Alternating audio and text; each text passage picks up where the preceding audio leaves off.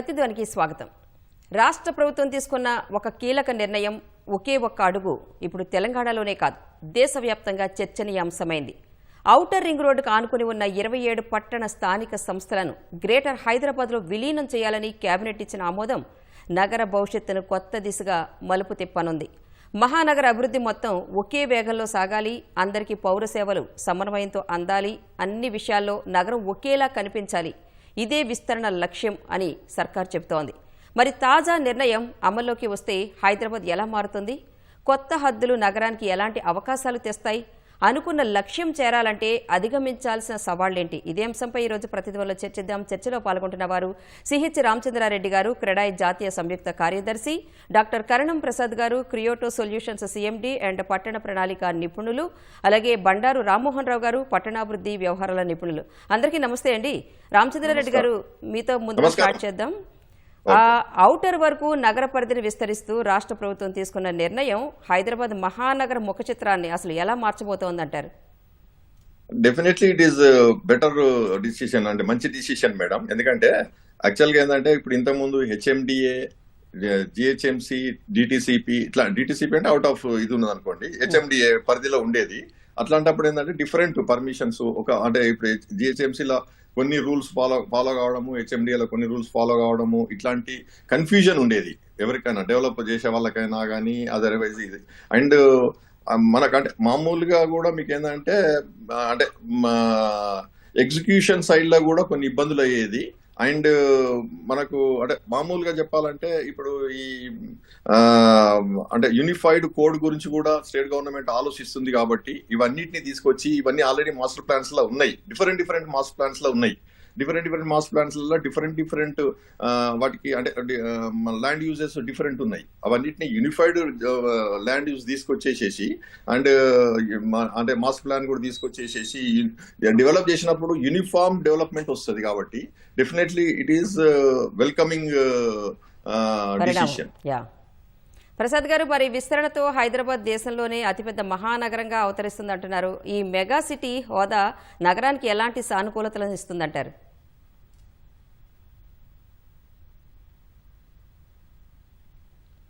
ప్రసాద్ గారు, ఆడియో రావట్లా.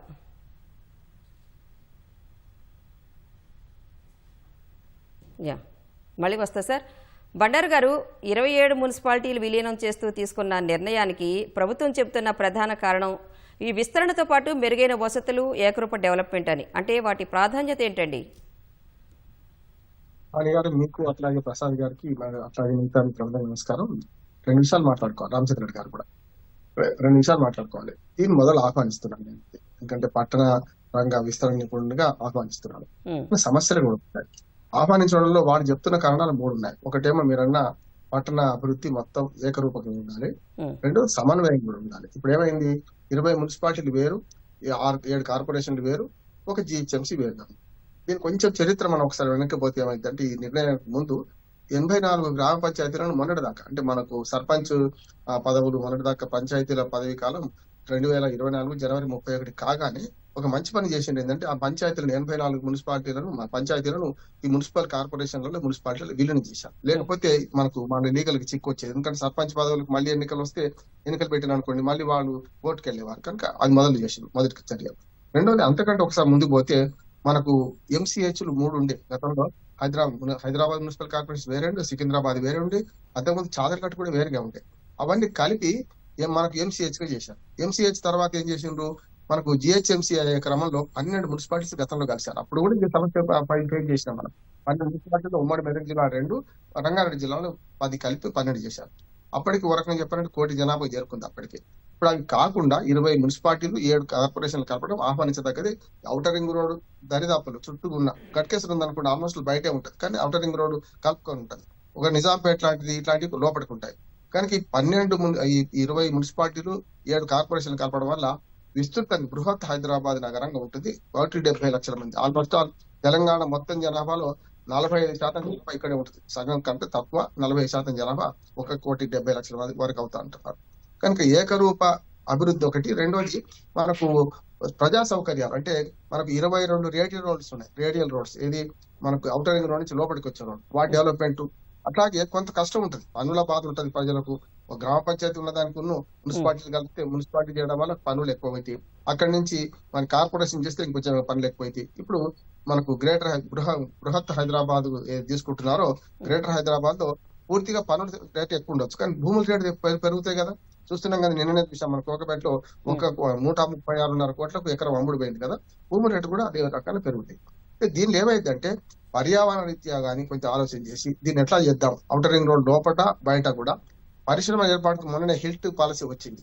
ఈ పరిశ్రమలు ఇక్కడ తీసేసి బయట పెడతా అనుకుంటాం, కానీ ఇప్పుడు ఏదైతే కలిపిన మున్సిపాలిటీస్ దాటి పెట్టాలి అంటే కనీసం ఔటర్ రింగ్ రోడ్ నుంచి 15 కిలోమీటర్లు బయటకు పోతే తప్ప అసాధ్యం కాదు. అది ఆలోచన చేయాలి.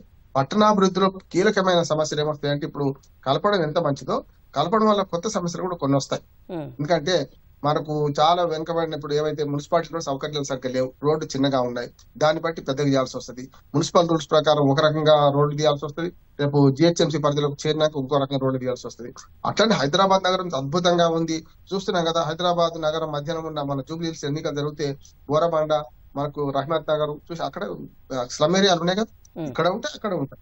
కానీ పాత ఊరిని మనం ఏం చేయలేం. కానీ ఇప్పుడున్న పరిధిలో విస్తరించడం వల్ల మాస్టర్ ప్లాన్ కు మంచి వీలు వస్తుంది అంటున్నాడు. మనకు చట్టంలోనే పంచాయతీ సర్పంచ్ గా చేసిన, మండల ప్యారెంట్ చేసిన నేను ఆ పంచాయతీ చట్టం నుంచి మొదలుకొని మాస్టర్ ప్లాన్ కు ఒక గ్రామ కంట నుంచి బయట ఏదైనా లేఅవుట్లు చేస్తే ఆ రోడ్ ను కొనసాగించే ప్రయత్నం చేస్తారు. ఇప్పుడు ఏమైందంటే ఏకరూపంగా జిహెచ్ఎంసీ అనుకున్న దాని ప్రకారం అయితే ఈ మొత్తం బృహత్ హైదరాబాద్ లో రోడ్ల అభివృద్ధి జరుగుతుంది, దాంతో పాటు నిధులు పెరుగుతాయి. ఇప్పుడే 11,500 కోట్ల రూపాయలతోని మనకు ఇప్పుడు ఈసారి 2026-27 బడ్జెట్ నిన్ననే మన కౌన్సిల్ మీటింగ్ ఆమోదించింది. ఏది మన హైదరాబాద్ ఇప్పుడున్న జిహెచ్ఎంసీ పరిధిలో. రేపు పొద్దున ఇవన్నీ కలిసి 20,000 కోట్ల రూపాయలు బడ్జెట్ వస్తుంది అంటున్నా. 11,000 ఎక్కడ, 20,000 కోట్లు ఎక్కడ. ఖచ్చితంగా ఈ అభివృద్ధిలో భాగం అవుతుంది. దీన్ని ఆహ్వానిస్తున్నాను. కొన్ని సమస్యలు ఉన్నాయి, సమస్యల తర్వాత మాట్లాడతాం. Right sir. ప్రసాద్ గారు వినిపిస్తుంది కదా సార్? వినపడుతుందమ్మా. ప్రసాద్ గారు, మరి విస్తరణతో హైదరాబాద్ దేశంలోనే అతిపెద్ద మహానగరంగా అవతరిస్తుంది అంటున్నారు. ఈ మెగా సిటీ హోదా నగరానికి ఎలాంటి సానుకూలతలను ఇస్తుందంటారు? అంటే ఇది చాలా మంచి పరిణామం అమ్మా, మంచి సానుకూలత ఉంటుంది. యాక్చువల్గా ఏంటంటే ప్రపంచంలో ఉన్నటువంటి టాప్ 10 సిటీస్ కనుక చూస్తే మనకి టోక్యో 3.7 crores ఉంది, ఢిల్లీ 2వ ప్లేస్లో ఉంది 3.4లో, అలాగే ముంబై వచ్చేసి 9th ప్లేస్లో ఉంది, మన హైదరాబాద్ వచ్చేసి 32nd ప్లేస్లో ఉందమ్మా, దాదాపుగా 1.13 crore పాపులేషన్తో. ఎప్పుడైతే ఈ మొత్తం దీన్ని జిహెచ్ఎంసీ పరిధి పెంచడం జరిగిందో ఔటర్ రింగ్ రోడ్ వరకు, దాదాపుగా 2 crores పాపులేషన్ అనేది ఈ సిటీ ఉంటుంది. అంటే దాదాపు 10th కానీ 11th ప్లేస్లో ఆ ప్లేస్లో మనం ఆక్యుపై చేయడానికి అవకాశం ఉంటుంది. అంటే దాదాపుగా ఏంటంటే ఈ ప్లేసు ఇంత పెద్ద పరిధిగా చేయటం మూలంగా ఏమవుతుందంటే చాలా డెవలప్మెంట్ చేయటానికి, అలాగే గవర్నమెంట్ ఇచ్చినటువంటి ఇప్పుడు జీవో ప్రకారం అంతా కూడా ఈ 2000 square kilometers గనక డెవలప్మెంట్ అంటే ఆర్గానిక్ గ్రోత్ గనక చేయగలిగితే నిజంగా హైదరాబాద్ అనేది భారతదేశానికి తలమానికం అవుతుంది, దానిలో ఎటువంటి సందేహం లేదు. అలాగే పాపులేషన్ పరంగా కూడా చూసినా అంటే మిగతా ప్లేసెస్లో చూసుకుంటే దాదాపు 20,000 ఒక స్క్వేర్ కిలోమీటర్లో ఉంటే మనకి ఇప్పుడు ఈ మొత్తం ఔటర్ రింగ్ రోడ్డు కనుక చేస్తే 10,000 మంది మాత్రమే ఒక స్క్వేర్ కిలోమీటర్లో ఉండటం జరుగుతుంది. కాబట్టి చాలా చక్కగా గ్రోత్ చేయడానికి అవకాశం ఉంటుంది. And already outer ring road growth చేశారు కాబట్టి, రేడియల్ రోడ్స్ ఉన్నాయి కాబట్టి చాలా ఈజీగా డెవలప్మెంట్ చేయడానికి అవకాశం ఉంటుంది. ఓకే, రామచంద్రారెడ్డి గారు, ఈ విస్తరణ నిర్ణయంతో శివారు ప్రాంతాల్లో అభివృద్ధి పుంజుకుంటే ఆ ప్రభావం స్థిరాస్తి రంగంపై అసలు ఎలా ఉంటుంది? అంటే ఈ విషయంపై అసలు క్రెడాయ్ అంచనాలు ఎలా ఉన్నాయండి? డెఫినెట్ గా అడ్వాంటేజ్ ఉంటుంది మేడం. ఎందుకంటే ఇప్పుడు మనకు ఆల్రెడీ ఏదైతే ఒక్కసారి జిహెచ్ఎంసీలో కలిపినప్పుడు డెఫినెట్ గా వాళ్ళు మాస్టర్ ప్లాన్ గురించి, తర్వాత యూనిఫైడ్ బైలాస్ గురించి, వీటి గురించి ఆలోచిస్తారు కాబట్టి, అండ్ దాన్ని ప్లానింగ్ చేస్తున్నారు కాబట్టి అదంతా మొత్తం టోటల్ అంటే మంచి డెవలప్మెంట్ అవుతుంది. ఇంకోటి ఏంటంటే ఇప్పుడు మనము ఇప్పుడు ఓఆర్ఆర్ గ్రిడ్ రోడ్స్ ఏవైతున్నాయో అవి ఇంతవరకు డెవలప్ చేయడం లేదు. ప్రతి గవర్నమెంట్ ను మేము రిక్వెస్ట్ చేయడం జరుగుతుంది క్రెడై నుంచి. ఆ గ్రిడ్ రోడ్స్ ఫస్ట్ డెవలప్ చేస్తే ఆటోమేటిక్ గా సిస్టమేటిక్ డెవలప్మెంట్ వస్తుంది. తర్వాత అందరికి యాక్సెస్ ఉంటది కాబట్టి అందరికి యూనిఫామ్ రేట్స్ వస్తాయి. ఇప్పుడు ఎట్లుంటుంది అంటే ఇప్పుడు మీకు ఈ రోజు చూస్తే మీరు 100 feet రోడ్ ఎబోవ్ ఉంటేనే మీకు వాల్యూ వస్తుంది. ఎందుకంటే హైట్ అన్లిమిటెడ్ హైట్ వస్తుంది, దాంతో మీకు ఎఫ్ఎస్ఐ ఎక్కువ వస్తుంది, దాంతో ల్యాండ్ రేట్ వస్తుంది. బట్ అదే మీరు ఇప్పుడు రోడ్డు లోపలికి ఇప్పుడు మీరు గ్రిడ్ రోడ్ కు అబెటింగ్ ఉన్న ల్యాండ్ కూడా ఈ రోజు దానికి యాక్సెస్ ఏదైతే స్టార్టింగ్ లో ఉన్న వాళ్ళు ఇవ్వకపోతే లోపల వాళ్ళు దాన్ని డెవలప్ చేయలేరు. కాబట్టి ఇది కూడా ఇమీడియట్ గా డెవలప్ చేయాల్సిన అవసరం ఉన్నది. ఎందుకంటే గ్రిడ్ రోడ్స్ మార్కింగ్ చేసేసి వాళ్ళకి ఏదైనా బెనిఫిట్స్ ఇవ్వడము, టీడీఆర్ కాకుండా మనం అక్విజిషన్ చేయడం అయితే గవర్నమెంట్ కష్టం అనుకోండి, కానీ టీడీఆర్ ఇవ్వడము, టీడీఆర్ లో కూడా బెటర్ బెనిఫిట్ ఇవ్వడము, ఇన్స్టెడ్ ఆఫ్ 4 times కాకుండా కొద్దిగా ఎక్కువ ఇవ్వడము, ఇట్లాంటివి ఏమైనా చేసింది అనుకోండి అందరూ ముందుకు వస్తారు. ముందుకు వచ్చినప్పుడు డెఫినెట్ గా డెవలప్మెంట్ ఒక యూనిఫామ్ డెవలప్మెంట్ వస్తుంది అన్ని ఏరియాలు కూడా. అండ్ ఇప్పుడు గ్రోత్ కారిడార్ ఏదైతే ఉందో ఐదర్ సైడ్ 1 kilometer కూడా మీకు అన్డెవలప్డ్ ఉన్నదంటే బికాస్ ఆఫ్ ది ఈ గ్రిడ్ రోడ్స్ డెవలప్ చేయకపోవడం. ఇవన్నీ కూడా ఇప్పుడు జిహెచ్ఎంసీలో కలిసినాక డెఫినెట్లీ గవర్నమెంట్ స్టెప్స్ తీసుకుంటది కాబట్టి 100% డెవలప్ అయ్యే స్కోప్ ఎక్కువ ఉంటది. అండ్ ఈ డెవలప్మెంట్ కూడా ఎట్లుంటుందంటే ఇప్పుడు మీరు ఈ రోజు చూసినప్పుడు మీరు ఇప్పుడు ఇక్కడ మాదాపూర్ నుంచి ఫైనాన్షియల్ డిస్ట్రిక్ట్ వెళ్ళాలంటే మీకు 1/2 hour పడుతుంది. అదే మీరు ఏదో కొల్లూరు దగ్గర నుంచో లేకపోతే మీరు రావిరాల దగ్గర నుంచో మీరు ఫైనాన్షియల్ డిస్ట్రిక్ట్ రావాలంటే మీరు అదే 1/2 hour 25 minutes మీరు రీచ్ అవుతున్నారు. కాబట్టి మనకు ఈ పెద్ద అడ్వాంటేజ్ ఏంటంటే ఈ ఓఆర్ఆర్ ఉండడము. ఈ ఓఆర్ఆర్ ఉన్నది మనం ఇప్పటివరకు కూడా 100% యూటిలైజ్ చేసుకోలేదు. అది యూటిలైజ్ ఇప్పుడు ఇది కలిపిరు కాబట్టి డెఫినెట్లీ గా వాళ్ళు ప్లాన్ చేస్తారు. మెట్రో కూడా ప్లాన్ చేస్తున్నారు. అన్ని కూడా మొత్తం డెవలప్ అవుతాయి కాబట్టి 100% మీకు ఇది అంటే మంచి పరిణామము. Unified code and master plan and implementation, తర్వాత ఎన్ఫోర్స్మెంట్, తర్వాత ఇప్పుడు మీరు ఇంకొకటి ఏంటంటే ఒక సిసిపి ఉన్నాడు. ఇప్పుడు జిహెచ్ఎంసీలో ఒక సిసిపి పర్మిషన్స్ ఇవ్వాలంటే కమిటీలు పెట్టాలి. రోజైతే కమిటీలు పెట్టలేరు, వాళ్ళకి అదర్ వర్క్స్ ఉంటాయి. కాబట్టి దీని డివిజన్ ఒక 5 zones లాగా డివైడ్ చేయాలి. North, east, west, south, central ఇట్లా జోన్స్ డివైడ్ చేసి కమిషనర్ ఒకరున్నా, ఇద్దరున్నా, ముగ్గురున్నా, ఒక్కొక్క కమిషనరు 5 అడిషనల్ కమిషనర్స్ ప్లస్ సిసిపిలు 5 ఇట్లా ప్లాన్ చేస్తే డెఫినెట్లీ అడ్వాంటేజ్ ఉంటుంది. అదే కానీ ఇదే సిస్టమ్ ను జిహెచ్ఎంసీలో కలిపేసి జిహెచ్ఎంసీలో ఉన్న ఏదైతే సిస్టమ్ అదే కంటిన్యూ చేస్తామంటే మాత్రం ఇంపాసిబుల్. ఎందుకంటే అంత పెద్ద ఏరియాలా ఇప్పుడు సార్ చెప్పినట్టు ఆల్మోస్ట్ ఇది ఎంత ఉంటుంది మనకు 10,000 అంటే సార్ చెప్పాడు కదా ఇప్పుడు 2,000 kilometers ఏరియాను ఇప్పుడు అది ఇంపాసిబుల్. ఇప్పుడు ఉన్న ఏదైతే స్టాఫ్ ఉందో అది మేనేజ్ చేయలేరు. అండ్ ఎన్ఫోర్స్మెంట్ కూడా ఈక్వల్లీ మీరు దాన్ని స్ట్రెంథనింగ్ చేయాలి. లేకపోతే ఏమైతుంది ఇంత పెద్ద ఏరియాలో అనాథరైజ్డ్ కన్స్ట్రక్షన్స్ రావడము, తర్వాత వాటిని మేము వ్యతిరేకిస్తున్నాము. అనాథరైజ్డ్ ఇల్లీగల్ కన్స్ట్రక్షన్స్ ఇవి రాకుండా చూస్తున్నాము. కాబట్టి కంపల్సరీ ఎన్ఫోర్స్మెంట్ వింగ్ కూడా స్ట్రాంగ్ పెట్టాలి. ఇంతకుముందు ఎట్లుండేదంటే ఇప్పుడు మనం హెచ్ఎండిఏల పర్మిషన్ తీసుకుంటే హెచ్ఎండిఏ ఓన్లీ టెక్నికల్ అప్రూవల్ ఇచ్చేది. అదే ఇప్పుడు మీరు మళ్ళీ లోకల్ బాడీకి పోయినప్పుడు ఇప్పుడు ఈ మున్సిపాలిటీస్ అండ్ కార్పొరేషన్స్ ఏవైతున్నాయో అవి ఎన్ఫోర్స్ చేయాలి. వాళ్ళకి ఎట్లుంటుంది టెక్నికల్ అప్రూవల్ వచ్చినాక వాళ్ళకి అంత పెద్ద ఎన్ఫోర్స్మెంట్ మీద వాళ్ళకి ఇంట్రెస్ట్ ఉండదు ఏది లోకల్ బాడీకి. కాబట్టి జిహెచ్ఎంసీలో ఇచ్చినప్పుడు జిహెచ్ఎంసీలో మళ్ళీ ఎన్ఫోర్స్మెంట్ కూడా స్ట్రాంగ్ ఉన్నప్పుడు డెఫినెట్లీ గా ఇది ముందు చాలా అడ్వాంటేజ్ ఉండే ఛాన్సెస్ ఉంటుంది.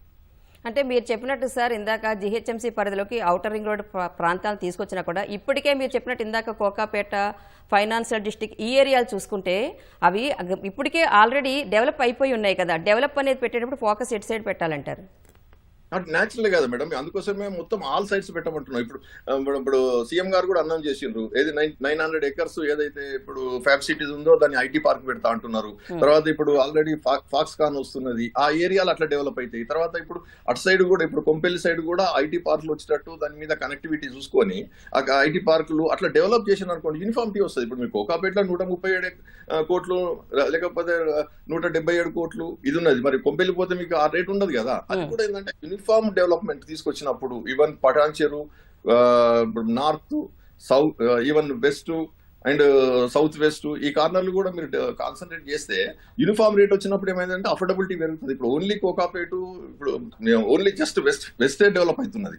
అట్లా కాకుండా ఆల్ ఏరియాస్ కూడా డెవలప్ అయ్యేటట్టు చేస్తే 100% ఈ డిసిషన్ ఈజ్ మనము వెల్కమ్ చేయాల్సిన పరిస్థితి వస్తుంది ఫ్యూచర్ లో. చాలా హ్యాపీ ఉంటాం, అందరం కూడా హ్యాపీ ఉంటాం.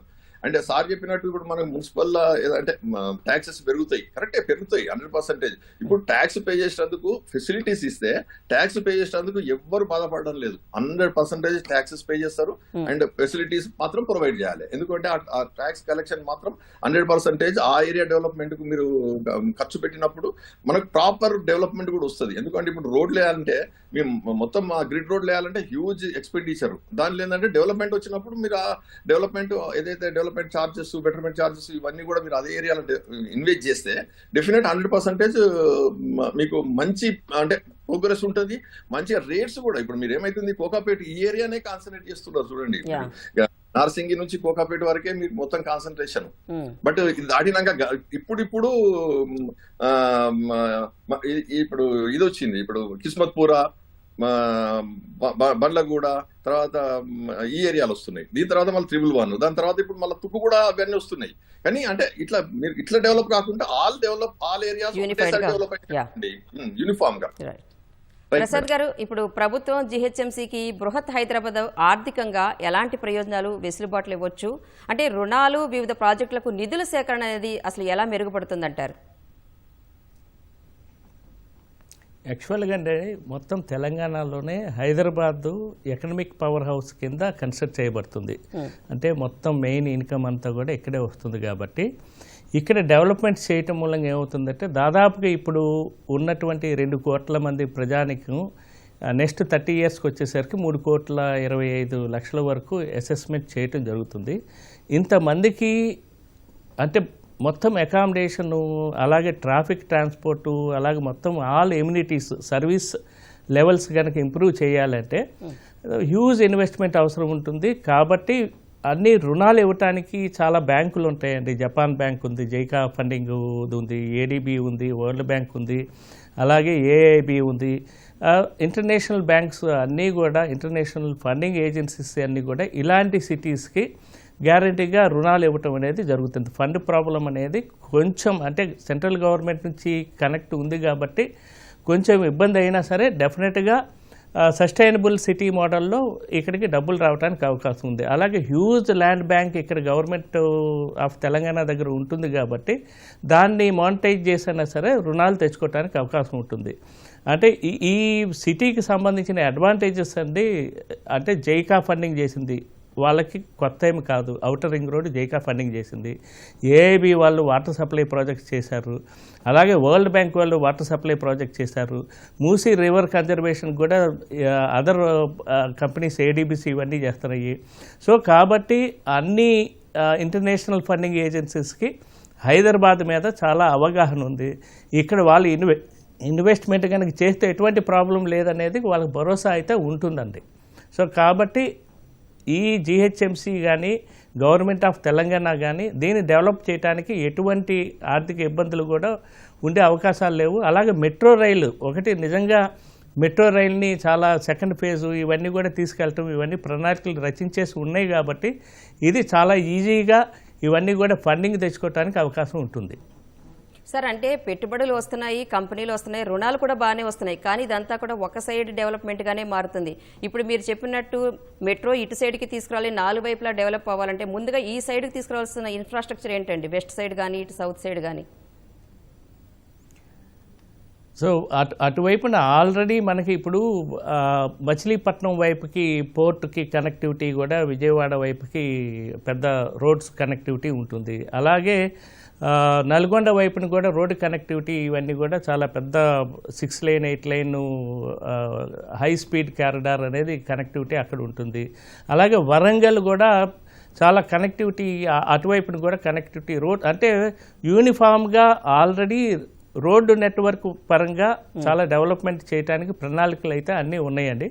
అలాగే వాటర్ సప్లైకి సంబంధించిన వరకు అంటే మెయిన్ మనకు కావాల్సింది ఏంటంటే వాటర్ సప్లై అనేది 4 డైరెక్షన్స్లో మేము ఎప్పుడైతే మాస్టర్ ప్లాన్ డ్రింకింగ్ వాటర్ హైదరాబాద్కి చేసాము జిహెచ్ఎంసీకి 4 డైరెక్షన్స్లో వాటర్ సప్లై ఉండేటట్టు చూసాము. ఇటు గోదావరి నుంచి వస్తుంది, కృష్ణా phase 1, 2, 3 వస్తాయి, అలాగే ట్విన్ రిజర్వాయర్స్ నుంచి, మంజీరా నుంచి, ఈ విధంగా 4 డైరెక్షన్లో అన్ని ఎమ్యూనిటీస్ ఉంటాయి కాబట్టి డెవలప్మెంట్స్ అన్నీ కూడా ప్రతి ఏరియాకి స్కాటర్ అవుతుంది. మీరు అన్నట్టు గ్యారంటీగా మెట్రో రైలు మనకి ప్రస్తుతం నెక్స్ట్ సెకండ్ ఫేజ్లో ఏం చేస్తారు, ఓల్డ్ సిటీ నుంచి ఎయిర్పోర్ట్కి, తర్వాత 4 సిటీకి. దేనికంటే నీడ్ని బట్టి కూడా మనము ఆ మెట్రో లైన్ డిమాండ్ అసెస్మెంట్ని బట్టి, ట్రాఫిక్ మోడల్ సీట్లను బట్టి, దాని ఎక్కడెక్కడ ఎసెన్షియల్ అనే దాన్ని బట్టి మెట్రో రైలు వరకు ఉంటుంది. అండ్ అలాగే ఔటర్ రింగ్ రోడ్డుకి సెంట్రల్ గవర్నమెంట్ కూడా ఒక పెద్ద రైల్వే నెట్వర్క్ని కూడా డిపిఆర్ తయారు చేయటం జరుగుతుంది. సో ఇవన్నీ కూడా అంటే 4 సైడ్లు డెవలప్మెంట్కి సంబంధించినవి ఉన్నాయి. ఇనీషియల్గా అంటే ఫైనాన్స్ సిటీ ఇవన్నీ కూడా జరిగిన మాట వాస్తవం, కానీ ఔటర్ రింగ్ రోడ్ అయితే 4 వైపులా ఉంది కాబట్టి ఇలాంటి ఇబ్బందులు ఫ్యూచర్లో ఉండవని చెప్పి నా భావన అండి. Right sir. బండారు గారు, ఇప్పుడు గ్రేటర్లో కలిస్తే మాకేంటి అని ఆలోచించే కామన్ మ్యాన్ కోణంలో చూస్తే అసలు ఔటర్ వరకు నగర విస్తరణ వల్ల వాళ్ళకి అందే బేసిక్ ఫెసిలిటీస్ ఏంటండి? ఎలాంటి మార్పులు వస్తాయి? నగర విస్తరణ వల్ల ఖచ్చితంగా జిహెచ్ఎంసీలో కలవడం వల్ల, బృహత్ హైదరాబాద్ కలవడం వల్ల ఖచ్చితంగా భూముల రేట్లు పెరుగుతాయి. నెంబర్ 1. అట్లాగే మౌలిక సౌకర్యాలు కూడా మెరుగుపడతాయి. పడాలి ఇక్కడ. కానీ నా ఉద్దేశం ఏంటంటే వికేంద్రీకరణ సూత్రం మార్చి కేంద్రీకరణ ఎక్కువ చేస్తే కూడా నష్టాలు జరిగే అవకాశం ఉంటుంది. చూడండి, మీరు పాలనాపరమైన సమస్యలు చాలా వస్తాయి. ఇంతకుముందు రామచంద్ర గారు చెప్పారు, దాన్ని ప్రస్తావించదలుచుకోండి. ఎందుకంటే ఇప్పుడు పాలనాపరమైన ఇబ్బందులు ఏంటంటే ఒకనాడు ఎంసీహెచ్ నుంచి జిహెచ్ఎంసీ అయిన తర్వాత మనకు హెచ్ఎండిఏ కూడా ఉంది. హెచ్ఎండిఏ 18 మండలాలు. ఇప్పుడు నేను చెప్పిన ఔటర్ రింగ్ రోడ్ దాటి మొత్తం ఉమ్మడి మెదక్, ఉమ్మడి నల్గొండ, ఉమ్మడి రంగారెడ్డి, ఉమ్మడి మహబూబ్ నగర్, ఈ 5 జిల్లాల పరిధిలో మనకు మన హెచ్ఎండిఏ పరిధి ఉన్నది. కనుక అక్కడ కేవలం పర్మిషన్లు ఇక్కడ తార్నాకు చేయించుకోవాల్సి వస్తుంది. ప్రతి వాళ్ళు హెచ్ఎండిఏ ఆఫీస్ వచ్చి చేసుకోవాల్సి వస్తుంది. అది. రెండోది ఏంటంటే వికేంద్రీకరణ సిద్ధాంతం ఎందుకు అవసరం అంటే, గతంలో మరి ఢిల్లీ చూడండి, central Delhi, north Delhi, south Delhi 3 కార్పొరేషన్లు ఉండే. మరి ఎందుకో 2022లో కలిపారు. కానీ మనకు బాంబే మంచి ఉదాహరణ. బాంబేలో బృహత్ బొంబాయి కాకుండా 9 మున్సిపాలిటీ కార్పొరేషన్లు వేరుగా ఉన్నాయి మీకు అటుపక్కన ఉంటే. కనుక ఇవాళ హైదరాబాద్ కున్న వరం ఏమిటంటే, అంబేద్కర్ గారు ఎప్పుడో అన్నారు, 2వ రాజధానిగా ప్రపోజ్ చేస్తూ ఆయన అన్నమాట ఏంటంటే, దక్షిణ భారతదేశానికి gate way of south India అవుతుంది. ఇంకోటి హైదరాబాద్ విశ్వనగరం ఎందుకైందంటే, మీరు ఏదైనా భాషా పరంగా చూస్తే ఆంధ్రప్రదేశ్ లో విశాఖపట్నం తప్ప మిగతా ఎక్కడికి పోయిన భాష సమస్య వస్తుంది. అట్లాగే విస్తరణ పరంగా చూస్తే చెన్నైకి, ముంబైకి అవరోధాలు ఉన్నాయి. అటుపక్క సముద్రం, ఇటుపక్క సముద్రం. కలకత్తా ఎప్పుడో వెనకబడిపోయింది. ఈ ఢిల్లీ చూసాం కాలుష్యం బారిన పడి వాళ్ళ వాయు కాలుష్యం ఎంత బాగుందో చూస్తున్నాం మనం. మన బెంగళూరుకు ట్రాఫిక్ సమస్య. ఇట్లాంటి సమస్యలు ఏమీ లేని హైదరాబాద్ క్లీన్ సిటీగా ఉన్నది. ఇప్పటికైతే ఒకనాడు మన జలవనరుల నగరంగా, బాగా లింగంపల్లి, బాగా అంబరిపేట అంటే వనాల నగరంగా ఉన్నది కొంతవరకు నష్టమైంది. కానీ డెమోగ్రఫీకి వచ్చిన కొరకల్లా ఈ మొత్తం మార్చడం వల్ల ఒక మంచి అడ్వాంటేజ్ ఏంటంటే, మీకు కిలోమీటర్ కు జనావాసం ఎంతమంది జనాభా ఉంది అనేది తక్కువ అవుతుంది. కానీ నా ఉద్దేశం ఏంటంటే, అయితే మనకు గవర్నమెంట్ కూడా అదే అంటున్నట్టుంది, 3 నగరపాలక సంస్థలకు చేస్తారంట. అది కరెక్ట్. 3 కాదు 5 చేయాలనుకున్నాను. సెంట్రల్ హైదరాబాద్ గతంలో ఏదైతే ఎంసీహెచ్ ఉందో కోర్ అంటే సికింద్రాబాద్, హైదరాబాద్ కలిసింది ఒకటి. 4 వైపులా అంటే ఉత్తరము, దక్షిణము, తూర్పు, పడమర 4 నగరాలుగా 4 చేసేసి వికేంద్రీకరణ చేస్తే, మొట్టమొదటిది ఈ కార్పొరేటర్లు అంటే పాలక వర్గాలు కూడా చాలా గమ్మత్తుగా ఉంటాయి. చూడండి, మరి ఇప్పుడు 100 గతంలో జిహెచ్ఎంసీ లేకముందు మనకు 100 ఉండే, 100 కార్పొరేటర్లు ఉంటాయి. తర్వాత జిహెచ్ఎంసీ అయినాక 150 అయింది. కానీ ఏమైంది, ఆ 50ని మిగతా మున్సిపాలిటీలు పనిచేసి 12 మున్సిపాలిటీలు కలిపినప్పుడు పనిచేసి, మిగతా కోర్ హైదరాబాద్ లో 1,00,000 జనాభాకు ఒక కార్పొరేటర్ ఉంటాడు. ఓల్డ్ సిటీ వస్తే షేర్లింగంపల్లికి వచ్చేవరకల్లా 3 లక్షలకు ఒక కార్పొరేటర్ ఉంటాడు. తప్పు కదా? జనాభా రీత్యా సమానం చేయాల్సిన అవసరం ఉంది. అట్లా ఇప్పుడు 150 మంది కార్పొరేటర్లు ఉన్నారు కదా. ఒకవేళ ఈ 20+7 మున్సిపల్ కార్పొరేషన్లు, మున్సిపాలిటీ కలిపితే రేపు పొద్దున 250 కార్పొరేటర్లు అవసరం ఉంటారు. 200 అనేది గ్యారెంటీ అవుతాయి అంటున్నారు. 200 కార్పొరేటర్లు, 29 మంది ఎమ్మెల్యేలు, మరో ఎమ్మెల్సీలు, రాజ్యసభ, లోక్సభ సభ్యులు కలిసి వీళ్ళు 50 మంది అవుతారు. అంటే మొత్తం మీద కౌన్సిల్ ఆఫ్ మీటింగ్ జరగాలంటే ఒక అసెంబ్లీ హాల్ కట్టాల్సి వస్తుంది. చూశాం కదా, గతంలో 294 మంది ఉమ్మడి ఆంధ్రప్రదేశ్ లో అసెంబ్లీ సభ్యులు ఉండేవారు. అంటే మన తెలంగాణ ఎమ్మెల్యేల కంటే ఇంకెక్కువ మంది అవుతారు, డబుల్ అవుతారు. అందుకని దానికి కూడా పరిష్కారం ఏంటంటే, ఇవి 4+1 సెంట్రల్ హైదరాబాద్ తో పాటు తూర్పు, పడమర, ఉత్తర, దక్షిణాలు 4 చేసి నోడల్ ఏజెన్సీ ఒకటి పెట్టాలి. మళ్ళీ కలపకపోతే కష్టం. నోడల్ ఏజెన్సీగా ఒకటి ఉండాలి. ఇప్పుడు హెచ్ఎండిఏ ఎట్లనో నోడల్ ఏజెన్సీ ఉండి వికేంద్రీకరణ చేస్తే ఏ కార్పొరేషన్ కూడా 100 మంది కంటే 60-70 మంది కంటే కౌన్సిలర్లు ఉన్నారు, కార్పొరేటర్లు ఉండరు. అప్పుడు సమావేశంలో వికేంద్రీకరణ జరిగితే ఎక్కడ అభివృద్ధి అక్కడ జరుగుతుంది. ఉదాహరణ చెప్పండి, ఇంతకుముందు వాళ్ళు చెప్పినట్టు పశ్చిమ హైదరాబాద్ డెవలప్ అయినంత ఇటు ఉత్తర హైదరాబాద్, వరంగల్ రోడ్ కానీ, ఈశాన్యం, అట్లాగే తూర్పుగా అయితే మన రాజీవ్ రోడ్ కానీ, రాజీవ్ రోడ్ ప్రధానమైన అవరోధం ఏంది, మనకు కంటోన్మెంట్ భూములు ఎప్పుడో 2 ఏళ్ల క్రితమే కేటీఆర్ గా మన రేవంత్ రెడ్డి గారు రాగానే ఇస్తాం, తీసుకున్నాం, అయిపోయింది అన్నారు. ఇప్పటికీ గతి లేదు. అందుకని కంటోన్మెంట్ కనుక పెద్ద అవరోధం లేకపోతే రాజీవ్ రోడ్డులో షామీర్పేట దాటి కూడా డెవలప్ అవుతుంది. అట్లానే మనకు 44 నెంబర్ కన్యాకుమారి టు కాశ్మీర్ దాకా ఉన్న మనకు మేడ్చల్ రోడ్ ఉంది. ఆ రోడ్ లో కూడా మేడ్చల్ కూడా ఇప్పుడు మున్సిపాలిటీ కలుస్తుంది కదా. ఇందులో కలిసినప్పుడు ఏమైతుంది, వీటన్ని అభివృద్ధి కావాలంటే అవరోధాలు తొలగించాలి. దాదాపు 5 ఏళ్ళు అవుతుంది మనకు Right. బోయినపల్లి నుంచి మనకు ఔటర్ రింగ్ రోడ్ దాకా ఫ్లైఓవర్ 5 ఏళ్ళ నుంచి నడుస్తూనే ఉంది పని. అది జాతీయ రహదారుల సంస్థ పనిచేస్తున్నది, అది కాలేదు. ఉప్పలు తిప్పలు చూస్తున్నాం, అది ఉప్పల్ రహదారి కాలేదు. అంటే తూర్పుకు మనకు ఉత్తరానికి మంచి అవకాశం ఉంది రాణి గారు. ఏది Yeah. హైదరాబాద్ డెవలప్మెంట్ కు ఉత్తరానికి అవకాశం ఉంది. ఆ అభివృద్ధి చెందిన చోటే మరి అభివృద్ధి చేస్తే కష్టం కనుక ఇటుపక్క అటుపక్క కూడా రహేజా పార్కు, అట్లాగే సింగపూర్ సిటీ మనం చూస్తున్నాం కదా, వరంగల్ రోడ్ లో ఉన్నది.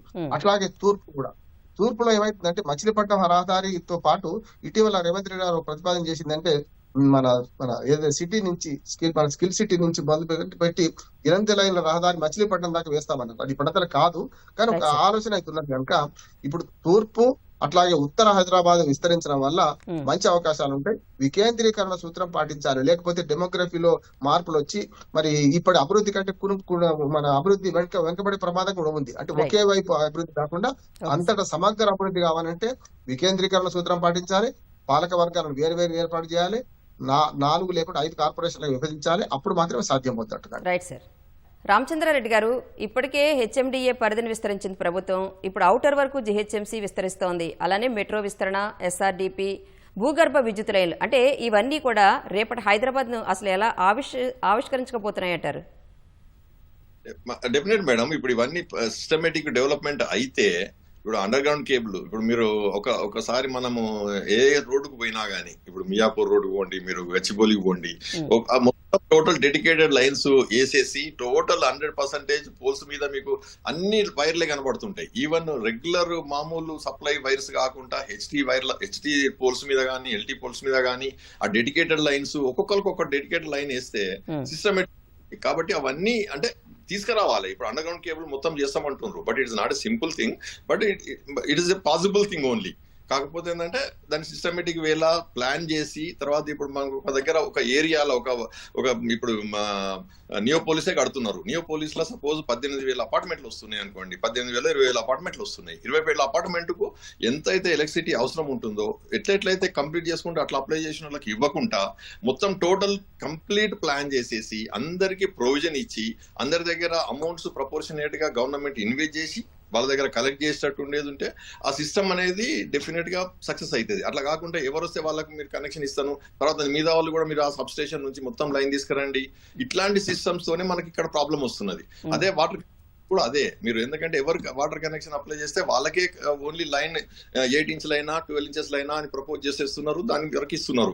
బట్ అదే ఒక్కటేసారి 2 feet లైన్ లేకపోతే 18 ఇంచెస్ లైన్ వేసేసేసి అందరికి ప్రొవిజన్ ఇచ్చేసేసి గవర్నమెంట్ ఇన్వెస్ట్ చేసేసి తర్వాత కలెక్ట్ చేసుకుంటారు. అమౌంట్ కలెక్ట్ చేసుకుంటే డెఫినెట్లీ అన్ని సిస్టమ్స్ డెవలప్ అవుతాయి. అది ఇప్పుడు గవర్నమెంట్ చేయాల్సింది అట్లా చేసింది అనుకోండి, మీరు అన్నట్టు 100% this city will become the best city in the world. 100%. ఇప్పుడు సీఎం గారికి కూడా ఆ విజన్ ఉన్నది, ఆయనకు ఐడియా ఉన్నది. ఆయన మొన్న కలిసినప్పుడు కూడా చెప్తున్నది ఏంటంటే డెఫినెట్లీ విల్ డూ ఇట్ అంటున్నాడు. 100% మేము చేసి చూపెడతాము అని అంటున్నాడు. కాబట్టి ఈ నా ఒపీనియన్ ప్రకారం అయితే 100% పాసిబిలిటీ ఉంది. బట్ సిస్టమేటిక్ వేలా ఎలక్ట్రిసిటీ కానీ, వాటర్ కనెక్షన్ కానీ, లేకపోతే మీరు రోడ్ నెట్వర్క్ కానీ, లేకపోతే ఫ్లైఓవర్స్ వేసేటప్పుడే దాని విడ్త్ ఆఫ్ ది ఫ్లైఓవర్ కూడా దాని ఫ్యూచర్ అంటే ఒక 25-30 ఏళ్ల వరకు ఆలోచించి దాని మీద చేసినప్పుడు డెఫినెట్ గా ఈ ఫ్యూచర్ లో ఎప్పుడు ప్రాబ్లం రాదు. కాబట్టి అదే ఇప్పుడు మీరు అమెరికాకు మనకు డిఫరెన్స్ అదే కదా మేడం. ఎందుకంటే వాళ్ళేమో 100 ఏళ్లకు ముందు ఫ్యూచర్ రోడ్లు చేశారు కాబట్టి ఇప్పటికీ వాళ్ళకి ఏం ప్రాబ్లం వస్తలేదు. అదే మన దగ్గర ఏంది, ఆ రోజుకున్న ఇప్పుడు ఫ్లైఓవర్ కడుతున్నారు, ఆ రోజుకున్నంత వరకే కడుతున్నారు. ఆ కట్టే వరకు దాని తర్వాత ఒక 1 మీటర్ విడ్త్ పెంచడంలా only just nominal amount increase అవుతుంది 10-15%. అండ్ ఇంకొకటి కూడా మేడం, ఇప్పుడు హబ్సిగూడ చౌరస్తాలో 18 మీటర్ పియర్ ఉన్నది. ఏది ఇప్పుడు మన మెట్రోది, దాంట్లో కింద కూడా మీరు ఒక ఫ్లైఓవర్ కట్టి ఉంటే హబ్సిగూడ చౌరస్తాలో ఈ రోజు ఆల్మోస్ట్ 20-25 minutes మీకు ట్రాఫిక్ జామ్ అవుతుంది హబ్సిగూడ చౌరస్తా. అది అవాయిడ్ అవుతుండే.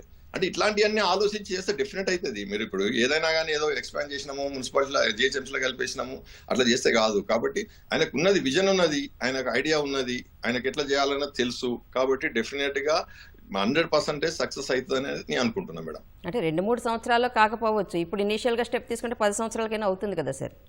100% ఏమంటున్నా సిస్టమ్స్ పెట్టాలి.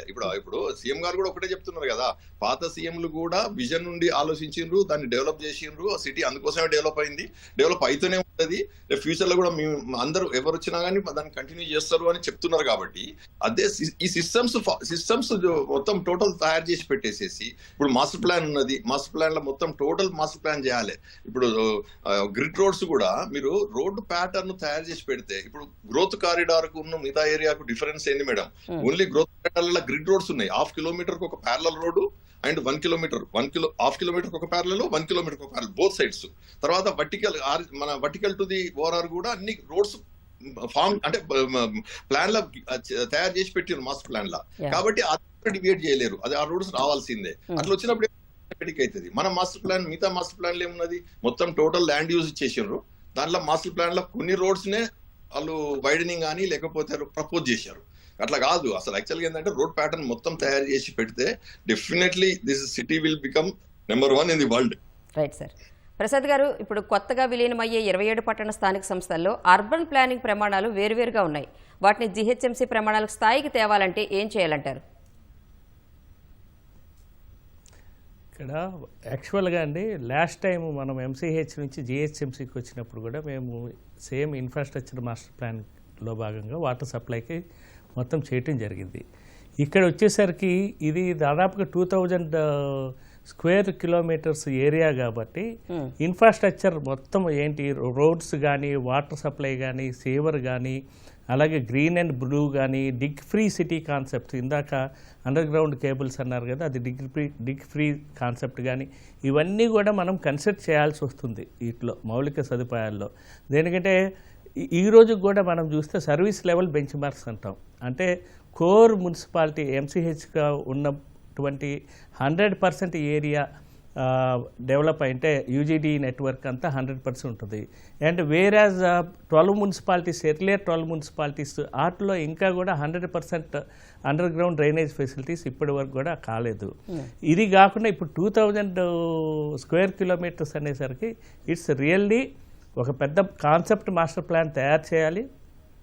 తయారు చేసి వాటిలో బాగా ఏంటంటే అన్ని చోట్ల కూడా ఈక్విటబుల్ ఆర్గానిక్ గ్రోత్ ఉండేటట్టు చూసుకోవాల్సి వస్తుంది.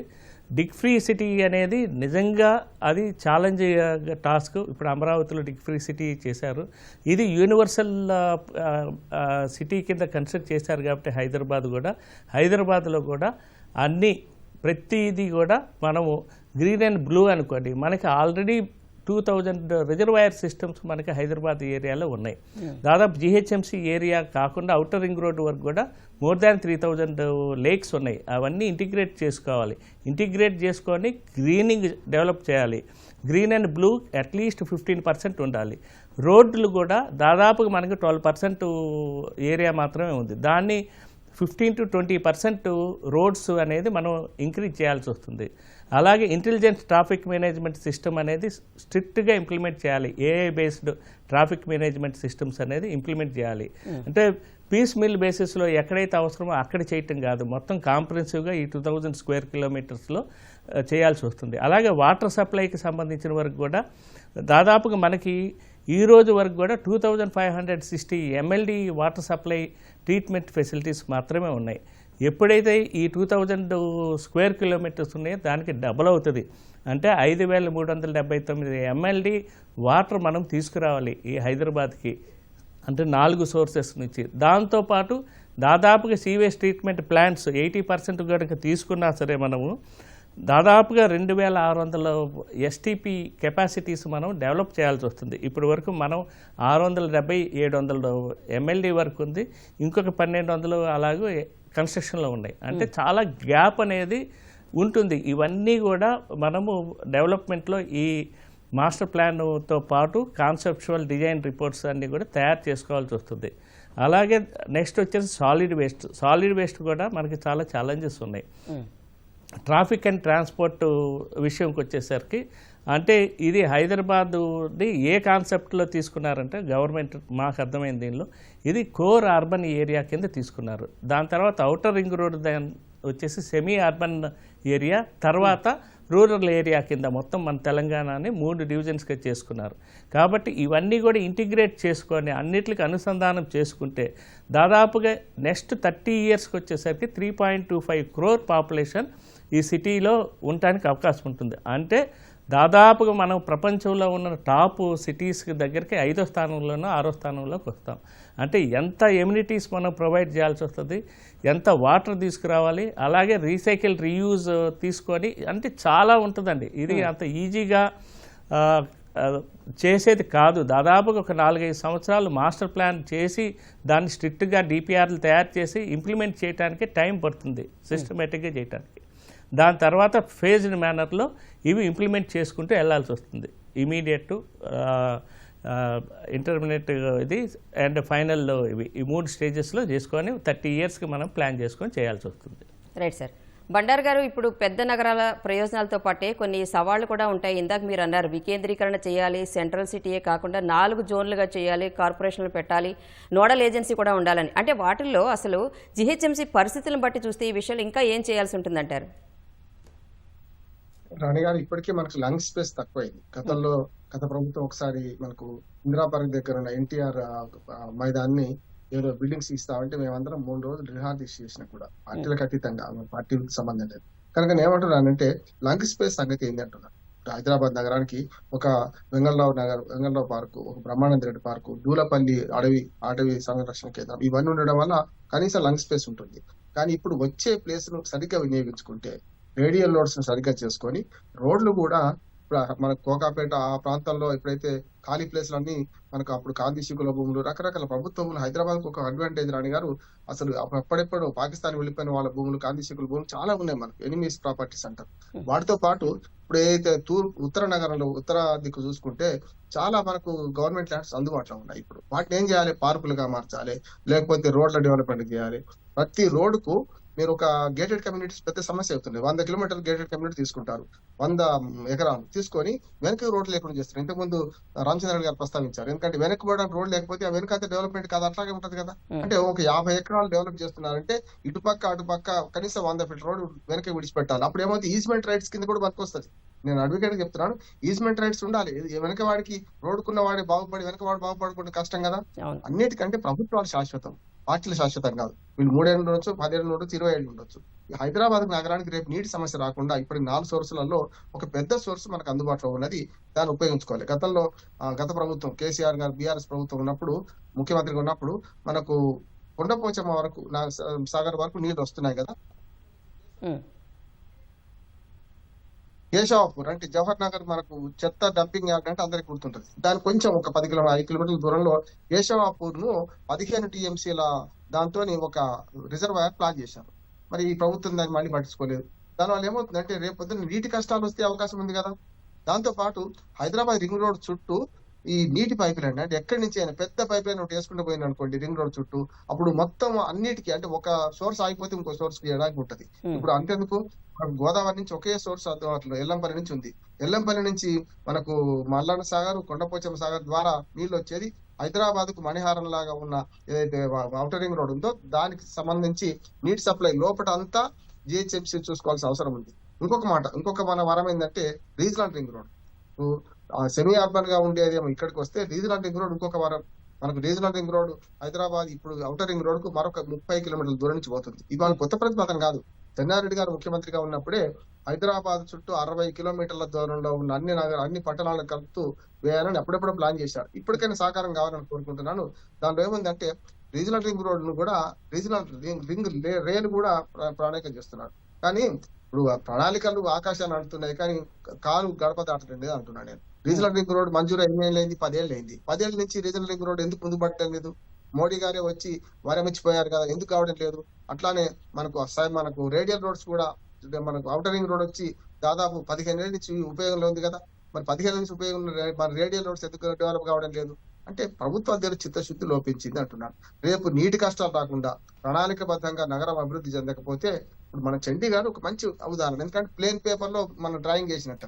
కానీ హైదరాబాద్ అట్లా కాదు, ఇది ఉంటది అది ఉంటది కనుక మనకు వివిధ నగరాల ఆ అనుభవాలను తీసుకొని మనకున్న నగరానికి ఉన్న అడ్వాంటేజ్ కూడా మనం సొమ్ము చేసుకోవాలంటారు. నేను చెప్పాను కదా, బెంగళూరు ట్రాఫిక్, హైదరాబాద్ మన ఢిల్లీ ఏమో కాలుష్యము, బొంబాయి ఏమో నగర విస్తరణకు అవకాశం లేకపోవడం, చెన్నై బొంబాయి ఇట్లా ఉన్నదాన్ని మనకు మల్టీపర్పస్ గా భాషా సమస్య కూడా హైదరాబాద్ రాదు. విశ్వనగరం కనుక ఈ అభివృద్ధి కావాలంటే సమగ్ర ప్రణాళిక ఇప్పుడే ఏర్పాటు చేసుకోవాలి. రేపు వచ్చే ఈ మున్సిపాలిటీ కలపడం కాదు, కలిపిన మున్సిపాలిటీలో ఉన్న అవకాశాలు ఏమిటి మనకు స్వాట్ అనాలిసిస్ చేసుకోవాలి. అంటే స్ట్రెంగ్స్, వీక్నెసెస్, ఆపర్చునిటీస్, థ్రెట్స్ ఎట్లా ఉన్నాయి చూసుకొని ఒక ప్రణాళిక శ్వేతపత్రం ప్రభుత్వం విడుదల చేయాలని నా కోరిక అమ్మా. ఎందుకంటే మరి మేధావులతో లేకుంటే నిపుణులతో మాట్లాడాలంటే మేము ఏం చేస్తామో ప్రభుత్వం చెప్తే కదా సూచనలు సలహాలు మనం ఇచ్చేది కూడా. అందుకనే ప్రభుత్వం ఒక శ్వేతపత్రంతో ముందుకు వస్తే మంచి సలహాలు సూచనలు వస్తే హైదరాబాద్ నగర అభివృద్ధి బ్రహ్మాండంగా ఉంటుందని నమ్ముతాం. Okay sir. రామచంద్రారెడ్డి గారు, గ్రేటర్ విస్తరణతో కొత్త లేఅవుట్లు, అపార్ట్మెంట్ ప్రాజెక్టులు, కమర్షియల్ హబ్బులు భారీగా పెరిగే అవకాశం ఉంటుంది. అయితే ఈ విషయంలో నిర్మాణ రంగం తరపున ప్రభుత్వం వైపు నుంచి ఎలాంటి సహాయ సహకారాలు ఆశిస్తున్నారు మీరు? అంటే డెఫినెట్ గా మేము అంటే అన్ని ఇప్పుడు వీళ్ళు అంటే ఏదైనా జీవోస్ తయారు చేసినప్పుడు కానీ లేకపోతే ఇప్పుడు యూనిఫైడ్ కోడ్ తీసుకురావాలని ఆలోచిస్తున్నారు, మాస్టర్ ప్లాన్ కానీ ఇవి ఉన్నప్పుడు మాతోని కూడా ఇంటరాక్షన్, ఎందుకంటే ఇప్పుడు బిల్డర్స్ తోని కూడా ఇంటరాక్షన్ తీసుకుంటారు. తర్వాత దాంతో డెవలప్మెంట్ లో కూడా మేము కూడా అన్ని సలహాలు ఇవ్వడం జరుగుతుంది. బట్ ఏంటంటే ఇప్పుడు మనకు ఈ డెవలప్మెంట్ చేయాలన్నప్పుడు ఏదైతే ఉంటుందో అవి కొంత ఫైనాన్షియల్ గా ఉన్నప్పుడు వాళ్ళు కూడా కొద్దిగా ఇబ్బంది పడే ఛాన్సెస్ ఉంటాయి. అట్లాంటి ఇబ్బందులు రాకుండా ఏదైతే ఉంటాయో అవి మేము సజెషన్ ఇస్తూనే ఉన్నాము. ఎందుకంటే ఇప్పుడు మన గ్రిడ్ రోడ్స్ లలో 4 FSI ఏదైతే ఉంటుందో four times of road area ఏదైతే ఉంటుందో దాన్ని వాళ్ళు టీడీఆర్ కింద ఇస్తున్నారు. అది ఇంకా కొంచెం ఇంక్రీజ్ చేసేసి కొన్ని స్పెషల్ స్పెషల్ లొకేషన్స్ లల్లా ఎస్పెషల్లీ గ్రోత్ కారిడార్లల్లా అట్లా చేస్తే బెటర్ ఆప్షన్ ఉంటుందని మేము సజెషన్ ఇవ్వడం జరుగుతున్నది. అండ్ రియల్ ఎస్టేట్ కూడా డెఫినెట్ గా ఇప్పుడు ఇవన్నీ జిహెచ్ఎంసీలో కలిపి ఒక మంచి ఒక యూనిఫామ్ తీసుకొచ్చేసి 4 కార్పొరేషన్స్ డెవలప్ చేసేసి దాని తర్వాత మొత్తం మాస్టర్ ప్లాన్ కరెక్ట్ గా తయారు చేసేసి తర్వాత ఇప్పుడు వాటర్ సప్లై, ఎలక్ట్రిసిటీ సప్లై, ఇప్పుడు మేము కూడా బయటికి పోయి కన్స్ట్రక్షన్ చేద్దాం అనుకుంటే అక్కడ వాటర్ కనెక్షన్స్ లేవు. ఇప్పుడు మేము రావిర్యాల ఏరియాలో చేస్తే వాటర్ కనెక్షన్ లేదు కాబట్టి ఉండాలని కోరుకుంటారు. కాబట్టి వాళ్ళు గండిపేట వరకు లేకపోతే కిస్మత్పురా వరకు ఆ ఏరియా వరకే ఉన్నది. ఇప్పుడు రాజేంద్ర నగర్, కిస్మత్పురా వరకే వాటర్ కనెక్షన్స్ ఉన్నాయి. ఆ తర్వాత ఇప్పుడు ఓఆర్ఆర్ లోపల కూడా వాళ్ళు యాక్చువల్ గా ఇంతకుముందు సార్ మన బండారి గారు చెప్పినట్టు మొత్తం టోటల్ రింగ్ మెయిన్ కట్టేసేసి వాటర్ సప్లై డెవలప్ చేస్తే ఒక దగ్గర నుంచి వాటర్ రాకుంటే కృష్ణా మనకు ప్రాబ్లం ఉంటే గోదావరి నుంచి వస్తుంది, గోదావరి నుంచి మంజీరా నుంచి వస్తుంది, లేకపోతే గండిపేట ఇటు సైడ్ నుంచి వస్తుంది. కాబట్టి అవన్నీ రింగ్ మెయిన్ లా ఇది చేసుకుంటే మీకు 100% డెఫినెట్ గా బెటర్ ఆప్షన్ ఉంటది. కాబట్టి ఇవన్నీ మేము చాలా ఇస్తూనే ఉంటాము. అండ్ రియల్ ఎస్టేట్ కూడా డెఫినెట్ గా మళ్ళీ అంటే మనకు ఒక 1.5-2 years నుంచి కొద్దిగా మనకు మార్కెట్ లో కూడా కొద్దిగా స్లో ఉన్నది. ఇప్పుడు అది ఇంప్రూవ్ అవుతున్నది. ఆల్రెడీ మా దగ్గర ఇప్పుడు క్లోజింగ్ టైమ్స్ కూడా ఆల్మోస్ట్ 1.5 months క్లోజింగ్ చేస్తున్నారు. ఇంతకుముందు 6 months దాకా వెయిట్ చేసేది. 6 months వరకు వాళ్ళు క్లోజ్ చేయకపోతుండే, ఎంక్వైరీ చేస్తూనే ఉండేది. అట్లాంటిది 1.5 months వరకు వచ్చేసింది ఇప్పుడు. కాబట్టి డెఫినెట్ గా అంటే ఇది మంచి మూవ్మెంట్ అని అనుకుంటున్నాను. ఆయనకు ఐడియా ఉంది కాబట్టి, సీఎం గారికి ఐడియా ఉంది కాబట్టి, ఆయనకు విజన్ ఉన్నది కాబట్టి ఇది ఇంప్లిమెంట్ చేస్తే ఇంకోటి ఏంటంటే ఇప్పుడు టైం కూడా ఉన్నది. ఈ 3 years లోపల మనకు మొత్తం టోటల్ అంత మాస్టర్ ప్లాన్స్ ఇవన్నీ తయారు చేసేసి ఇంప్లిమెంట్ చేసింది అనుకోండి, డెఫినెట్లీ నెక్స్ట్ గవర్నమెంట్ కంపల్సరీ చేయాల్సి వస్తుంది. ఎందుకంటే ఏ గవర్నమెంట్ అయినా కానీ నెక్స్ట్ వచ్చే గవర్నమెంట్, ఇప్పుడు ఈ గవర్నమెంట్ వచ్చినా వేరే గవర్నమెంట్ వచ్చినా డెఫినెట్ గా వాళ్ళు కంటిన్యూ చేయాల్సి వస్తుంది ఏ గవర్నమెంట్ వచ్చినా. కాబట్టి అంటే రామచంద్రారెడ్డి గారు ఇందాక మీరు అన్నారు రియల్ ఎస్టేట్ డెవలప్మెంట్ ఇప్పుడు తక్కువగా ఉందని. ఎంత తక్కువగా ఉన్నా కూడా బెస్ట్ అన్నట్టు ఇందాక మనం మాట్లాడుకున్నట్టు కోకాపేట సైడ్ వేలల్లోనూ కోట్లలో వెళ్ళిపోతుంది బిజినెస్. చూస్తే ఉత్తరం తూర్పు సైడ్ అయితే చాలా తక్కువగా ఉంది. కాబట్టి ప్రభుత్వం ఇటువైపు తీసుకురావడానికి మీలాంటి వాళ్ళకి ఎలాంటి ప్రతిపాదనలు చెప్తారు, ఎలా చేయాలంటారు ప్రభుత్వం? డెఫినెట్ గా మేడం, ఇప్పుడు ఏదైతే వెస్ట్ సైడ్ ఉన్నదో వెస్ట్ సైడ్ లా ఇప్పుడు మేడం ఒకటి రియల్ ఎస్టేట్ బాగుండాలంటే హౌసింగ్ డెవలప్మెంట్, హౌసింగ్ పర్చేజర్స్ రావాలంటే వాళ్ళకు అంటే ఇప్పుడు ఎంప్లాయ్మెంట్ జనరేషన్ కావాలి. ఎంప్లాయ్మెంట్ అప్పుడు ఆటోమేటిక్ గా మీకు ఆటోమేటిక్ గా డెవలప్ అవుతుంది 100%. ఇప్పుడు మీరు వెస్ట్ సైడ్ ఎందుకు వస్తున్నారు? వెస్ట్ సైడ్ లో రేటు ఎక్కువ ఉన్నాగానే ఎందుకు తీసుకుంటున్నారు?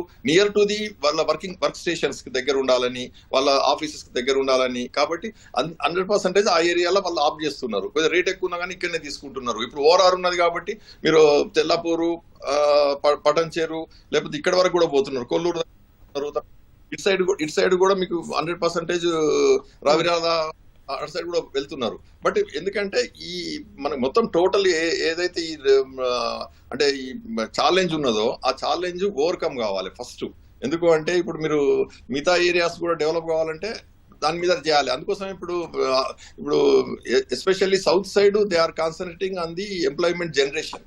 అది సక్సెస్ కూడా అయింది కూడా ఆల్మోస్ట్. అట్లనే వరంగల్ రోడ్డు, ఇంతకుముందు సార్ చెప్పినట్టు Warangal road and Nizam road, ఈ రోడ్ల మీద కూడా కాన్సన్ట్రేట్ చేసి ఎంప్లాయ్మెంట్ జనరేట్ అయ్యేటట్టు చేస్తే ఎవ్వరి అవసరం లేదు. 100% అక్కడ రియల్ ఎస్టేట్ డెవలప్ అవుతుంది, యూనిఫార్మిటీ వస్తుంది. ఇప్పుడు ఒక ఏరియాలో మీరు అన్నట్టు 20 కోట్లు ఉంటే ఇంకొక ఏరియాలో 138 కోట్లు లేకపోతే 177 కోట్లు ఉండడము అది అంత కరెక్ట్ కాదు ఇది. ఎందుకంటే అన్ని యూనిఫామ్ ఒక రేటు అంటే ఈక్వల్ కాకుండా కానీ ఒక 30-40% వేరియేషన్ ఉండేటట్టు చూసుకొని డెవలప్ చేసుకోవాలి. అది ప్రసాద్ గారు, ఇప్పుడు హైదరాబాద్ ఎంత విశ్వనగరంగా వ్యాప్తి చెందినా కూడా మనం చూస్తూ ఉంటాం ట్రాఫిక్ పద్మవ్యూహం, ట్రాఫిక్ జామ్ అయిపోవడం, కొద్దిగా వర్షం వచ్చిందంటే మూసీలు పొంగడం. సో ఈ ప్రజా రవాణా, మురుగునీటి పారుదల వ్యర్థాల నిర్వహణలో అసలు ఎలాంటి ప్లానింగ్ ఉండాలండి? యాక్చువల్గా అండి నిజంగా మాట్లాడితే అంటే మేము చాలా స్మార్ట్ సిటీస్ చేశాము. ఇక్కడ మనకి హైదరాబాద్ అనేది ఒక వరం కింద చెప్పుకోవచ్చు అండి. హలో, సో ఇది బౌల్ లాగా ఉంటుందండి. వాటర్ ఇమీడియట్గా వెళ్తుంది. కానీ ఏదైతే ఇప్పుడు హైటెక్ సిటీ ఉంది, హైటెక్ సిటీలో ప్రాపర్గా డిజైన్ చేయలేదు కాబట్టి అవన్నీ కూడా ఇన్యుండేషన్ అవుతుంది. క్లైమేట్ చేంజ్ మూలంగా ఆ 30 మినిట్స్లో బాగా రెయిన్ వాటర్ వచ్చేసేసి ఆ రోడ్లన్నీ బ్లాక్లు అవుతున్నాయి. సో కంపల్సరీ ఇవన్నీ కూడా మనం పరిగణలోకి తీసుకొని డిజైన్ చేయడం జరుగుతూ ఉంది. సో ఇవన్నీ కూడా ఏదైతే హాట్ స్పాట్స్ ఉన్నాయో ఆ హాట్ స్పాట్స్ అన్ని ఐడెంటిఫై చేసి దానికి రెమీడియల్ మెజర్స్ అనేది ఇస్తే ఇలాంటి సమస్యలు అనేది ఉండదు. ట్రాఫిక్ అంటారా, డెఫినెట్గా ఎలివేటెడ్ కారిడార్స్ ఉన్నాయి. మెట్రో రైల్ అనేది ఇంకా సెకండ్ ఫేజ్ కూడా ఇంప్లిమెంట్ చేయాల్సి వస్తుంది. అలాగే మోర్ ఏమవుతుందంటే ఈవీ స్టేషన్స్ కానీ ఇవన్నీ కూడా అవైలబిలిటీ ఉండాలి. ఎలివేటెడ్ కారిడార్స్ అన్ని కూడా ఎక్కువ చేయాలి. ఏది బాటిల్ నెక్ ఏరియా, ఇప్పుడు సార్ చెప్పినట్టు ఇటువైపున సికింద్రాబాద్ కంటోన్మెంట్ ఏరియా, ఆ ల్యాండ్స్ అన్ని కూడా తీసుకోవాలి. ఎక్కడెక్కడైతే ప్రాబ్లమ్స్ ఉన్నాయో రేడియల్ రోడ్స్, కనెక్టింగ్ రోడ్స్